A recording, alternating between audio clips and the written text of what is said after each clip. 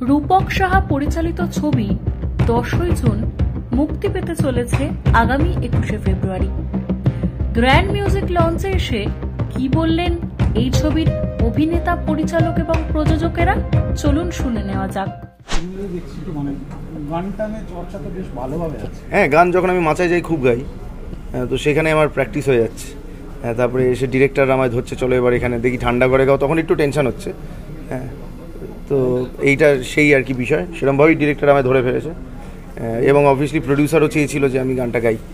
তো দেখা যাক মানুষজন কেমন বলে। অনন্যা ছিল, হ্যাঁ অনন্যা প্রচণ্ড ভালো গান গায়। ওর একটা গান তো প্রচণ্ড ভাইরাল হয়েছিল, যেটা ও অ্যাকচুয়ালি বাইরে একটি নন ফিকশনে গিয়ে গিয়েছিল, ওই কাগজকে তো পঙ্কে লেখে, ওই গানটা।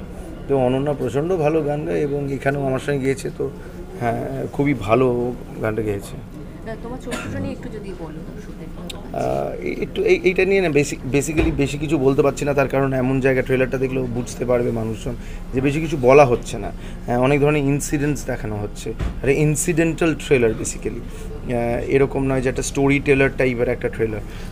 আমার চরিত্রটা বোঝা যাচ্ছে কলেজে, যেগুলো আর কি ট্রেলারে দেখা গেছে, একজন কলেজ স্টুডেন্ট, সেইখান থেকে এমন কিছু ঘটে বা এমন কিছু জানতে পারে সে, সেইখান থেকে সে অ্যাকচুয়ালি দৌড়াতে শুরু করে, সমাজ তাকে তাড়া করা শুরু করে আর কি। So this run for life in his life, সেটা নিয়েই বেসিক্যালি ছবিটা। এবং সেইটা কেন, এই পুরো বিষয়টার খোলাসা হবে যখন অ্যাকচুয়ালি মানুষজন দেখবে আর কি ছবিটা।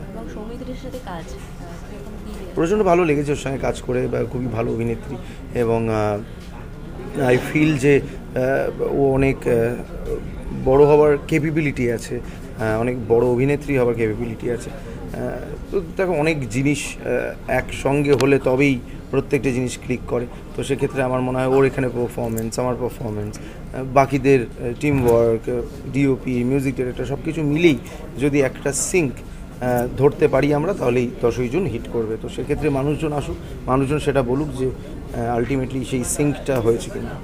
রূপক চক্রবর্তীর কথা বলছি, অনেক দিনের। হ্যাঁ হ্যাঁ, রূপক দার ডিরেকশনে, মানে ওনার ডিরেকশন মানে হচ্ছে একদম মেইন ডিরেক্টর উনি, সেই কাজ প্রথমবার। তো সেক্ষেত্রে প্রচণ্ড ভালো লাগছে যে একসময় যার সঙ্গে অ্যাকচুয়ালি আমি যখন কাজ করা শুরু করেছিলাম, যে ডিরেক্টর রাজদার সঙ্গে যখন কাজ করেছি, বা আরও নানান ধরনের ডিরেক্টর, আমাদের রাজদীপদার সঙ্গে, রাজদীপ ঘোষের সঙ্গে যখন কাজ করেছি, তখন সেই প্রত্যেকটা কাজে রূপকদা হয় চিফ হিসেবে ছিল, অ্যাসোসিয়েট হিসেবে ছিল, বা নানান পদে ছিল, কিন্তু সেই ছবিগুলোই ছিল।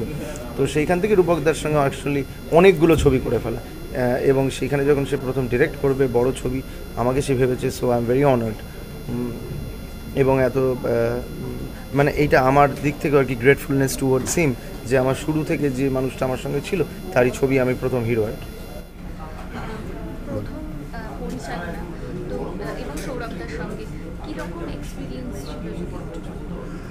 সৌরভের সাথে এক্সপিরিয়েন্সটা আমি অন্যভাবে বলবো না। অ্যাকচুয়ালি ওই যেটা বললো, যে আমি সেভাবে 2013 সাল থেকেই বলতে গেলে ওর সাথে কাজ করছি। আমার প্রথম ছবি মানে রাজদার প্রোডাকশনে যে গুটি মোল্লার যেগুলো হতো, অরিজিনালসের ছবিগুলো বিভিন্ন রকম, আমি প্রায় 9-10টা বোধহয় ছবি ওর সাথে হয়ে গেল। শুধু 2024-এ 3টে ছবি ওর সাথে করেছি, 3টে ছবির মধ্যে একটা আমার ছবি। সুতরাং ওর সাথে আমার কাজ প্রায়ই হয়। আমি জানি ও প্রচণ্ড হেল্পফুল, এবং ওর সাথে আমার একদম দাদা ভাইয়ের সম্পর্ক। ফলে যখন প্রথম আমি গল্পটা স্ক্রিপ্টটা করলাম, ওর চেহারা ছাড়া কারো চেহারা মনে ভাসেনি। এবং অদ্ভুতভাবে সানিও, প্রথম আমি যখন বলেছিলাম সানিও যে কাকে হিরো নেওয়া যায়, এবং বলতে গেলে বোধহয় আমরা দুজনে একসাথেই বলেছিলাম সৌরভ। সৌমিত্রিষা নামটা একটু পরে এসছে, সেটা ইয়েতে কদিন পরে বাকি ইয়েগুলো ঠিক হয়েছে, কিন্তু সৌরভ প্রথম থেকেই ঠিক ছিল।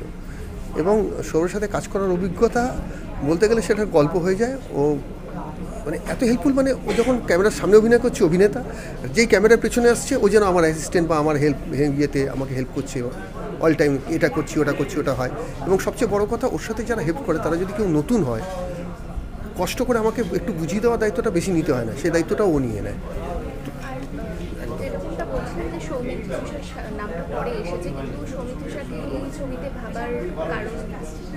কারণ আপনার ছবিটা দেখলে বুঝতে পারবেন, ট্রেলার দেখেও একটা বুঝতে পারছেন, এরকম একটা মিষ্টি মিষ্টি একটা চেহারা, একটু যেরকম বলে লাভলি বাবলি ব্যাপারটা, ওই ব্যাপারটা ওর মধ্যে ছিল। একটা বাবার আদুরে মেয়ে টাইপের ওইরকম একটা ব্যাপার রাখার জন্যই আমরা সৌমিত্রী শেখ আরও ভালো করে ভেবেছি এবং সেটাও খুব সুন্দরভাবে ফুটিয়েও তুলেছে এবং খুবই হ্যাপি। ও নিজেও ছবিটা নিয়ে যথেষ্ট আগ্রহী ছিল এবং সেই আগ্রহের পূর্ণমাত্রায় সদ্ব্যবহার শুধু সৌরভ বা সৌমিত্রিষা নয়, আমার ছবিতে যে কজন আর্টিস্ট করেছেন তারা প্রত্যেকেই এটা করেছেন, ব্যবহার করেছেন।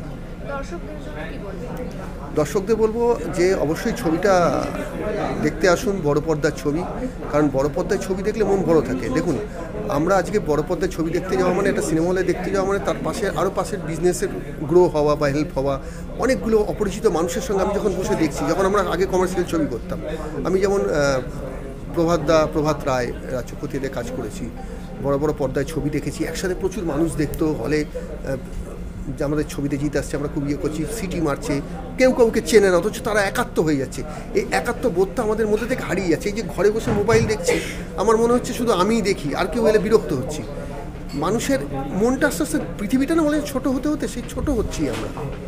সুতরাং বড় পর্দায় আসুন, বড় পর্দায় ছবিটা অবশ্যই দেখুন। শুধু এই ছবি নয়, যে ছবি ভালো রিপোর্ট পাবেন, ভালো জানবেন, দেখবেন, দেখে বিচার করুন ছবি কেমন। কারণ ছোটো পর্দায় আর বারবার করে আমরা একটা কথা বলি, বাংলা ছবির পাশে থাকুন। এটা কেন বলবো? অন্য কোনো প্রভিন্স মনে হয় না আমার এই কথা বলে যে আমাদের ছবির পাশে থাকুন। দর্শক স্বতঃস্ফূর্তভাবে তাদের ছবি দেখতে যায়, তাদেরকে হিরো বানায়, তাদেরকে দেবতা বানিয়ে দেয়। আমরা অতটাও বলছি না, আমরাও মানুষ, আমাদের বন্ধু ভেবে দেখতে আসুন। এটাই আপনাদের কাছে আমাদের। খুব ভালো, মানে এক কথায় একটাই কথা বলবো, ফার্স্ট টাইম আমার বড় পর্দায় কাজ, মানে আমার কোম্পানির, খুব হেল্পফুল। যেটা আমি এর আগেও বলেছি, এখনও বলছি, সৌরভ দা, সৌমিত্রিষা খুব খেটে কাজটা করেছে। নতুন প্রোডাকশানের সঙ্গে এভাবে যদি আর্টিস্ট, টেকনিশিয়ান সবাই থাকে, তাহলে কিন্তু আমরা বিগত দিন কাজ করতে আরও মনে হবে যে হ্যাঁ আর একটা কাজ করা যায় বা আরও বেটার কিছু আনা যায় সবার সামনে। খুব ভালো, এক কথাই খুব ভালো।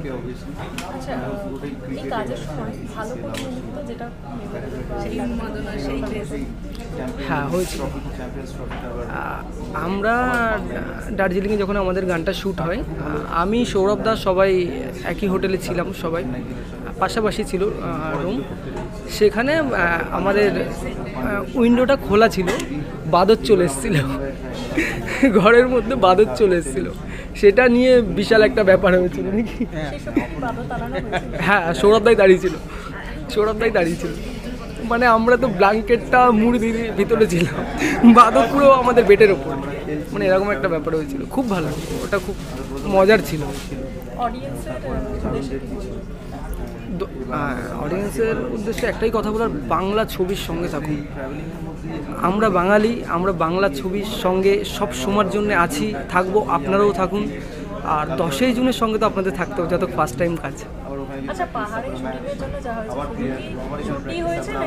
খাওয়া দাওয়া তো হয়েছে, দার্জিলিং গেছিলাম, মোমো খেয়েছি, আরও তো অনেক কিছু খেয়েছি, এখন কি মাথায় আসছে না, কিন্তু খেয়েছি অনেক কিছু, মোমো টোমো অনেক কিছু খেয়েছি।